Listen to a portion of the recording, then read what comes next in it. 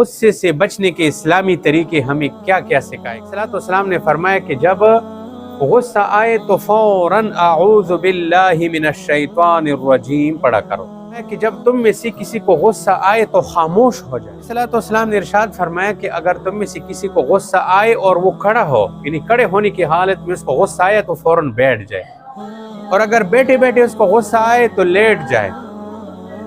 سمجھ آ رہی ہے؟ یعنی کیا مطلب؟ حال بدل دے، جس حالت میں اس کو غصہ ہے نا اس حال کو بدل دے، انشاءاللہ اس سے غصہ ختم ہو جائے۔ یہ بھی حدیث سے ثابت ہے کہ وضو کرنا، سمجھ آ رہی ہے؟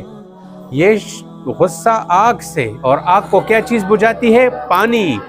تو جب ہم وضو کریں گے نا تو وضو سے غصے کا جو جوش ہے یہ ٹھنڈا ہو جائے گا۔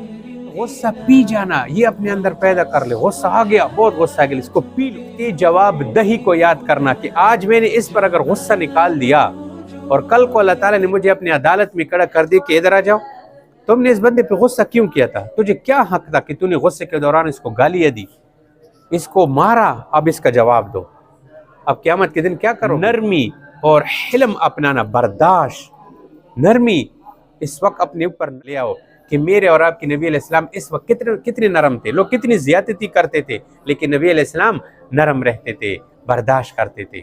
ذکر اس دوران جو ہے جب غصہ آئے نا تو فوراً تسبیح نکال دو، فوراً درود شریف پڑھنا شروع کرو، صلی اللہ علیہ وسلم، صلی اللہ علیہ وسلم، صلی اللہ علیہ وسلم۔ کرنے کی عادت بنانا، بس کسی نے کوئی زیادتی کر لی تو معاف کر دو، میں نے اللہ کے لیے تمہیں معاف کر دیا، بس۔